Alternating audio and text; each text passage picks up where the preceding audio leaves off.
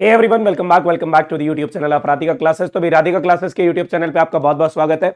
आज इस वीडियो के अंदर हम डिस्कस करने वाले chapter wise strategy for physics, जिसकी हेल्प से आप लोग 100 आउट ऑफ 100 स्कोर कर पाओगे अपने आने वाले फिजिक्स बोर्ड एग्जाम के अंदर। तो भाई चैप्टर वाइज स्ट्रेटेजी का मतलब आपको बताएंगे चैप्टर वाइज के अंदर कौन कौन से टॉपिक इंपॉर्टेंट है, इससे न्यूमेरिकल आता है या डेरिवेशन आता है, कहां से आपको डेरिवेशन करने की जरूरत है, कहां से आपको न्यूमेरिकल करने की जरूरत है और कहां से आपको थ्योरेटिकल पोर्शन करने की जरूरत है।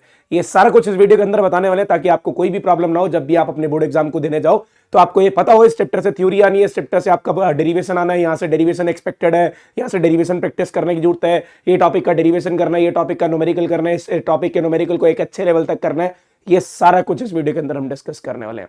तो बस जल्दी से इस वीडियो को लाइक करके शेयर कर देना, जो भी फिजिक्स का एग्जाम देने वाला है उसके पास ये वीडियो पहुंच जानी चाहिए ताकि उसको भी पता हो यहां से डेरिवेशन करनी जरूरी है, यहां से इंपॉर्टेंट टॉपिक्स करने जरूरी है और ये चीजें मुझे पढ़ के जानी है अपने बोर्ड एग्जाम के लिए। ये सारी बातें इस वीडियो के अंदर डिस्कस करने वाला हूं। तो प्लीज अगर आपको वीडियो हेल्पफुल लगाओ तो सबके साथ, अपने फ्रेंड्स के साथ शेयर करना ना भूलना, और एक छोटा सा लाइक हमें भी बहुत ज्यादा मोटिवेट करता है। तो इस वीडियो को लाइक कर देना और सबके साथ शेयर कर देना। Let's go for the strategy. अब बात करते हैं मैं बात करूंगा यार चैप्टर नंबर 1 से, इलेक्ट्रिक चार्जेस एंड फील्ड से। इलेक्ट्रिक चार्जेस एंड फील्ड में यार जहां तक मुझे लगता है ये जो डायपोल है ना, इस डायपोल से रिलेटेड एक डेरिवेशन कहीं ना कहीं फंस जाती है। बहुत कम चांसेस होते हैं भी इससे कहीं ना कहीं न्यूमेरिकल्स आए। न्यूमेरिकल्स भी एक दो आते हैं, एक दो न्यूमेरिकल इसके अंदर बताया जाता है किस तरीके से डायपोल को परपेंडिकुलर रखा जाता है, इंक्लाइन डायपोल जाते हैं, उसके न्यूमेरिकल आते हैं। फिर उसके बाद इसके अंदर से एक्सियल पॉइंट, इक्वेटोरियल पॉइंट और टॉर्क की डेरिवेशन आने के चांसेस हैं। टॉर्क की डेरिवेशन डायरेक्टली आ सकती है, एक्सियल पॉइंट की डेरिवेशन, इक्वेटोरियल पॉइंट की डेरिवेशन डायरेक्टली आ सकती है। फिर बात आती है गॉस थ्योरम और एप्लीकेशन की। एक बहुत इंपॉर्टेंट टॉपिक है। आज तक हम आपको ये बताते थे भी इसके अंदर ये टॉपिक इंपॉर्टेंट है, लेकिन आज इस वीडियो के अंदर हम आपको बता रहे हैं इस टॉपिक से टॉपिक कैसा आना है। यार एक तो बिल्कुल डायरेक्ट डेरिवेशन आने के पूरे चांसेस है, चाहे वो आपकी लाइन वार की इलेक्ट्रिक फील्ड हो, चाहे आपकी शीट की इलेक्ट्रिक फील्ड हो, चाहे वो आपकी स्फेरिकल सेल की इलेक्ट्रिक फील्ड हो। लेकिन मैं आपको बोलता हूं ये गॉस थ्योरम रिलेट करती है इलेक्ट्रिक फ्लक्स से। इलेक्ट्रिक फ्लक्स से एक न्यूमेरिकल आने के पूरे चांसेस है। तो यहां से डेरिवेशन प्लस न्यूमेरिकल दोनों एक्सपेक्टेड है, डेरिवेशन प्लस न्यूमेरिकल दोनों एक्सपेक्टेड है। फिर इलेक्ट्रिक पोटेंशियल एंड कैपेसिटेंस की बात करूं, पोटेंशियल एनर्जी का न्यूमेरिकल आएगा, इसके अंदर कोई डेरिवेशन है नहीं, न्यूमेरिकल आने के चांसेस है। ई और वी के डेरिवेशन आने के थोड़े कम चांसेस है, लेकिन ई और वी का जो रिलेशंस है उनके रिलेशंस के ऊपर क्वेश्चन आने के, कंसेप्चुअल क्वेश्चन बनने के, यहां से कंसेप्चुअल क्वेश्चन बनने के बहुत ज्यादा चांसेस है। फिर पैरेलल प्लेट कैपेसिटर में जब आप डाइलेक्ट्रिक स्लैब डालते हो तो डाइलेक्ट्रिक स्लैब डालने के बाद उसके अंदर डाइलेक्ट्रिक स्लैब की एक डेरिवेशन आती है। अब जब हम टी थिकनेस की एक स्लैब डालते हैं, लेकिन इससे रिलेटेड सीरीज पैरेलल के क्वेश्चन, कैपेसिटर से रिलेटेड सीरीज पैरेलल के क्वेश्चन और डाइलेक्ट्रिक स्लैब के क्वेश्चन, मिक्स क्वेश्चन आपके पेपर के अंदर आ सकते हैं।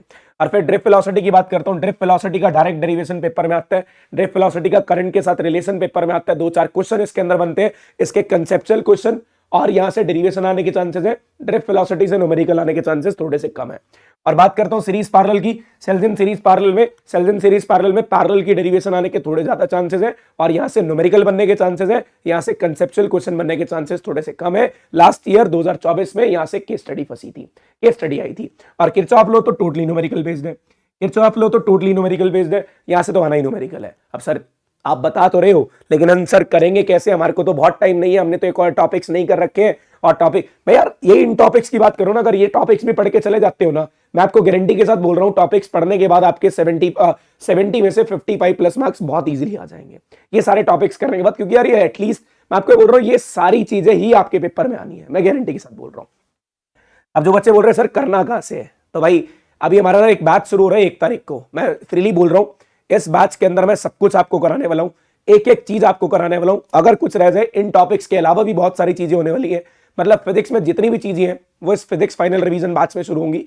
इस फिजिक्स फाइनल रिवीजन बैच में आपको कराई जाएंगी, जो कि 1 फरवरी से शुरू किया जाएगा, जिसकी लाइव क्लासेस 1 फरवरी को शुरू की जाएंगी। सुबह 10 बजे अभी क्लासेस का टाइम है। अगर बच्चों को कुछ लगेगा तो वो चेंज भी कर दिया जाएगा, लेकिन अभी टाइमिंग 10 बजे 1 फरवरी से क्लासेस शुरू की जाएंगी, जब आप प्रैक्टिकल और प्री बोर्ड्स दे चुके होंगे।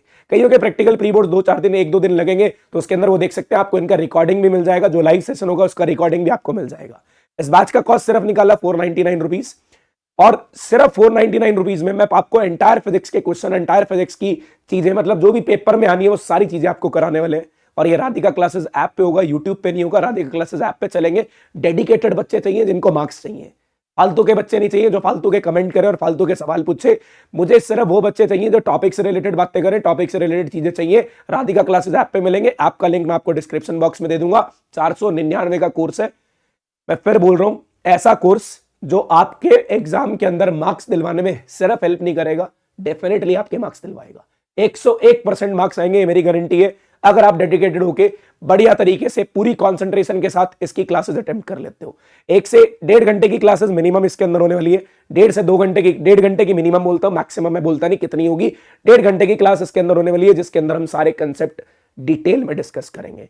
1 फरवरी से बैच शुरू होगा, 1 फरवरी 2025 से बैच शुरू होगा, जहां पे हम सारे क्वेश्चंस इसके अंदर डिस्कस करने वाले हैं जो आपके पेपर में आने वाले हैं। ठीक है, अब chapter number 4 magnetic effect of current में बायोट-सैवर्ट लॉ से एक डेरिवेशन आती है, जहां पे रिंग की एक्सेस पे आपको मैग्नेटिक फील्ड निकालनी है, बाकी एक्सपेक्टेड न्यूमेरिकल होता है। Force on a charge particle में कोई डेरिवेशन नहीं है, force on a charge particle से आपका एक न्यूमेरिकल एक्सपेक्टेड होता है रेडियस से related. Force between parallel wires की बात करूं, यहां से डायरेक्ट डेरिवेशन 2024 के पेपर में आई थी। टॉर्क की डेरिवेशन भी पेपर में आ सकती है। गैल्वेनोमीटर और उसकी कन्वर्जन, एमीटर और वोल्टमीटर में आपने जब कन्वर्ट करना होता है ना, इसका एक न्यूमेरिकल आपके पेपर में आ सकता है और एक कंसेप्चुअल क्वेश्चन यहां से बन सकता है। एक कंसेप्चुअल क्वेश्चन आपके यहां से बन सकता है। ये एक थ्योरेटिकल बेस्ड चैप्टर है, मैग्नेटिक मोमेंट का न्यूमेरिकल, मैग्नेटिक मोमेंट का न्यूमेरिकल, डाया पैरा और फेरोमैग्नेटिक का एक कंसेप्चुअल क्वेश्चन, डाया पैरा और फेरोमैग्नेटिक का एक कंसेप्चुअल क्वेश्चन, और ये कह सकते हो कंसेप्ट बेस्ड आपका क्वेश्चन रहेगा। फिर ईएमआई की बात करूं, ईएमआई में जो लेंज लॉ है, वो लेंज लॉ में क्या रहेगा, लेंज लॉ में आपका रहेगा भी डायरेक्शन बेस्ड क्वेश्चन, एक कंसेप्चुअल बेस्ड क्वेश्चन, कैसे आप डायरेक्शन ऑफ इंड्यूस करंट निकालते हो। फिर सेल्फ और म्यूचुअल इंडक्शन, सेल्फ और म्यूचुअल इंडक्शन में से म्यूचुअल इंडक्शन का कपल्ड सोलिनॉइड का या फिर कपल्ड सोलिनॉइड या फिर कपल्ड कॉइल का एक डेरिवेशन आ सकता है, या फिर इस म्यूचुअल इंडक्शन से आप एक्सपेक्ट करते हो सेल्फ और म्यूचुअल इंडक्शन से कहीं ना कहीं एक बल्ब से रिलेटेड, बल्ब की ब्राइटनेस बढ़ेगी, बल्ब की ब्राइटनेस कम होगी, उससे रिलेटेड एक न्यूमेरिकल आता है। ठीक है, AC generator kind of directly paper में आ सकता है, डेरिवेशन आ सकती है एसी जनरेटर का प्रिंसिपल, एसी जनरेटर का काइंड ऑफ ये कह सकते हो प्रिंसिपल के साथ साथ उसके अंदर उसकी डेरिवेशन पूछी जाती है भी कितनी ईएमएफ इंड्यूस होगी। फिर चैप्टर नंबर 7 में सीरीज आर एल और सी के अलग अलग सर्किट, सीरीज एलसीआर सर्किट का डेरिवेशन, रेजोनेंस की कंडीशन पे conceptual question, power in an AC circuit का न्यूमेरिकल और ट्रांसफार्मर का एक कंसेप्चुअल क्वेश्चन। ये तीनों डेरिवेशन इंक्लूड करती है। रेजोनेंस का एक कंसेप्चुअल क्वेश्चन, पावर का एक कंसेप्चुअल क्वेश्चन, ट्रांसफर का कंसेप्चुअल क्वेश्चन या फिर न्यूमेरिकल आएगा। ट्रांसफार्मर का कंसेप्चुअल क्वेश्चन या फिर न्यूमेरिकल आएगा। याद रखना जी, बहुत इंपॉर्टेंट है। सारी चीजें आपको हृदय बैच के अंदर करा दी जाएंगी, ए टू जेड सब कुछ करा देगा। अगर आपने कुछ नहीं पढ़ा है, अगर आप 0 पे हो तो ये बैच को खरीद सकते हो, और अगर आप 90 पे हो, 90 से 95 तक 100 तक ले जाने की जिम्मेवारी मेरी है इस बैच के अंदर। एक एक चीज आपको कराई जाएगी, एक एक चीज डिटेल में कराई जाएगी, एक एक चीज बताई जाएगी। क्वेश्चन यहां से बनेगा, ऐसे बनेगा, ये एनसीईआरटी में लिखा हुआ है, एनसीईआरटी में ऐसा क्वेश्चन है, हम इसको दूसरे तरीके से भी कर सकते हैं, ऐसा क्वेश्चन भी बना सकते हैं, खुद क्वेश्चन बना के दूंगा भी, ऐसे भी आ सकते हैं। सारी एनसीईआरटी के क्वेश्चन करा देंगे।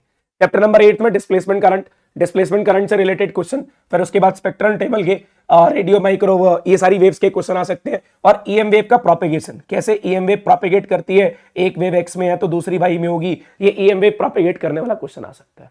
भाई सारी चीजें बताऊंगा, ये क्वेश्चन तब आया था, ये क्वेश्चन ऐसे पूछा जाता है, उस तरीके से चलता है। बट इस बैच के अंदर आपको एनरोल होना पड़ेगा। एनरोल होने के लिए राधिका क्लासेस ऐप का लिंक मैंने डिस्क्रिप्शन बॉक्स में प्रोवाइड कर दी है। भाई आ जाओ यार, करो डाउनलोड ऐप, करते हैं तैयारी फिजिक्स की तैयारी करते हैं। ठीक है, और चैप्टर नंबर 9 की बात करता हूं। चैप्टर नंबर 9 रे ऑप्टिक्स, एक थोड़ा सा लेंथी चैप्टर, जिसके अंदर बात करूंगा टीआईआर की, रिफ्रैक्शन थ्रू स्फेरिकल सरफेसेस की। यहां से डेरिवेशन एक्सपेक्टेड है, यहां से एक बहुत तगड़ा न्यूमेरिकल एक्सपेक्टेड है टीआईआर से। लेंस मेकर से एक न्यूमेरिकल आता है, लेंस मेकर से एक न्यूमेरिकल आता है। प्रिज्म के अंदर से प्रिज्म और टीआईआर का कंबाइन न्यूमेरिकल आता है, जो कि बहुत तगड़ा है। रे परपेंडिकुलर एंटर कर रही है, बताओ पाथ क्या होगा, कैसे पाथ में चेंजेस आएंगे, ये सब कुछ आएगा। कंपाउंड माइक्रोस्कोप और टेलीस्कोप की डेरिवेशन, और साथ में प्लस एक न्यूमेरिकल। 5 नंबर का ये क्वेश्चन एक्सपेक्टेड है माइक्रोस्कोप और टेलीस्कोप में। 5 नंबर का ये क्वेश्चन एक्सपेक्टेड है माइक्रोस्कोप और टेलीस्कोप में, जहां पे डेरिवेशन, जहां पे मैग्नीफाइंग पावर की डेरिवेशन और इसका एक न्यूमेरिकल आ सकता है। फिर ह्यूजेंस प्रिंसिपल से थ्योरेटिकल क्वेश्चन, यहां से कोई न्यूमेरिकल बनता नहीं। इंटरफेरेंस से आपकी एक डेरिवेशन है, उस डेरिवेशन के साथ साथ मैक्सिमम चांसेस इससे न्यूमेरिकल आने के हैं। और डाइफ्रैक्शन से भी न्यूमेरिकल आएगा, कोई भी डेरिवेशन इसके अंदर से आनी नहीं, कोई भी डेरिवेशन इसके अंदर से आनी नहीं। मैं बता रहा हूं यार, मतलब पी जाएंगे, गोल के पी जाएंगे फिजिक्स को, हम गोल के पी जाएंगे उस बात के अंदर फिजिक्स को। भाई क्वेश्चन खुद सोचेगा कहां से बनू भाई। इंटेंसिटी और फ्रीक्वेंसी रिलेटेड जो ग्राफ है, उससे रिलेटेड एक थ्योरेटिकल क्वेश्चन, आइंस्टाइन थ्योरी से रिलेटेड एक न्यूमेरिकल, और डी ब्रॉगली वेवलेंथ से रिलेटेड एक न्यूमेरिकल, ये पेपर में आने के चांसेस है। Rutherford model distance of closest approach, इन दोनों से एक कंसेप्चुअल क्वेश्चन आता है, न्यूमेरिकल आने के चांसेस कम है। रेडियस, वेलोसिटी और एनर्जी की derivation plus numerical, derivation plus numerical, इनमें से डेरिवेशन भी आ सकते हैं और इनमें से न्यूमेरिकल भी आ सकता है। स्पेक्ट्रल सीरीज का एक एक्सपेक्टेड न्यूमेरिकल यहां से आता है, एक एक्सपेक्टेड न्यूमेरिकल यहां से आता है। चैप्टर नंबर 13 मास डिफेक्ट और बाइंडिंग एनर्जी की बात करूं, मास डिफेक्ट और बाइंडिंग एनर्जी से एक न्यूमेरिकल एक्सपेक्टेड है, बट थ्योरी फॉर्म में भी पूछा जा सकता है, थ्योरी डेफिनेशन पूछ सकते हैं और साथ में न्यूमेरिकल एक एक्सपेक्टेड न्यूमेरिकल होता है मास डिफेक्ट निकालने का, मास डिफेक्ट निकालने का expected numerical. Density of nucleus पे कंसेप्चुअल क्वेश्चन आता है, कंसेप्चुअल क्वेश्चन के साथ साथ थ्योरेटिकल बेस्ड क्वेश्चन आता है। न्यूक्लियर फोर्स का एक थ्योरी क्वेश्चन आता है, न्यूक्लियर फोर्स का एक थ्योरी क्वेश्चन आता है, यहां से थ्योरी रिलेटेड क्वेश्चन आते हैं। अब ये चैप्टर नंबर आपका सेमीकंडक्टर, ये तो वैसे ही थ्योरेटिकल बेस्ड है, एनर्जी बैंड डायग्राम से थ्योरी यानी है, एन टाइप और पी टाइप का सेमीकंडक्टर, सॉरी थ्योरी यानी है एन टाइप और पी टाइप सेमीकंडक्टर का एनर्जी बैंड डायग्राम बनाना है। फिर उसके बाद बात आती है पीएन जंक्शन डायोड की, यहां से भी थ्योरी आएगी, फॉरवर्ड बाइसिंग करते हैं, रिवर्स बाइसिंग करते हैं। फिर वीआई कैरेक्टरिस्टिक्स आती है, वीआई कैरेक्टरिस्टिक्स के अंदर भी थ्योरी पूछी जाती है, कैरेक्टरिस्टिक्स ऑफ ग्राफ पूछे जाते हैं। हाफ वेव और full wave rectifier, half wave और फुल वेव रेक्टिफायर, यहां से भी थ्योरेटिकल क्वेश्चन है। तो मेरे हिसाब से तो सेमीकंडक्टर जो 7 नंबर का है, वो 7 नंबर आपको एक थ्योरेटिकल बेस्ड क्वेश्चन देंगे। तो पता लग गया कौन से चैप्टर में किस तरीके से चलना है, कौन से चैप्टर में थ्योरी ज्यादा है, कौन से चैप्टर में डेरिवेशन ज्यादा है। ये है चैप्टर वाइज स्ट्रेटजी जो बनाई है मैंने अपने एक्सपीरियंस से। मैं कोई आज कंटेंट रेडी करके नहीं आया, यहां से थ्योरी आज नहीं देख के आया, ये मैं पिछले एक्सपीरियंस से बता रहा हूं, यहां से ये आता है, यहां से वो आता है। ठीक है, तो भाई thank you so much, now will meet you in the next session. बढ़िया तरीके से मिलेंगे और हृदय बैच के अंदर फोड़ देंगे। अब बच्चे पूछेंगे सर पढ़ाई होगी कि नहीं होगी। अब यार देखो, पढ़ाया तो आपको लगभग जाएगा 31 जनवरी या 1 फरवरी से, क्योंकि अभी बच्चे प्रैक्टिकल प्री बोर्ड्स में बिजी हैं, थोड़ा सा इनएक्टिव चल रहे हैं। उनको एक्टिव करने के लिए 2-4 दिन अभी मैं आपको बताऊंगा पढ़ना कैसे है। उसके बाद 1 तारीख से बिगुल बजाएंगे, 1 तारीख से बिगुल बजाएंगे। सुबह करेंगे हृदय बैच, रात को आएंगे यूट्यूब पे, सुबह आएंगे हृदय बैच पे, रात को आएंगे यूट्यूब पे और धमाल मचाएंगे। भाई सब लोग आ जाओ हृदय बैच के अंदर, सब लोग आ जाओ यूट्यूब के अंदर। यूट्यूब के ऊपर दोनों चीजें मिला के इतना कुछ करा देंगे भाई, जब आप 21 फरवरी को पेपर में बैठोगे हर एक चीज आपको आती होगी। भाई मैंने ये पढ़ रखा है, हाँ सर ऐसा क्वेश्चन मैंने कर रखा है। Thank you so much, now will meet you in the next session. Video को शेयर करना ना भूलना, और लगे भी ये वीडियो हेल्पफुल थी तो लाइक करके सबको शेयर कर देना। Thank you so much.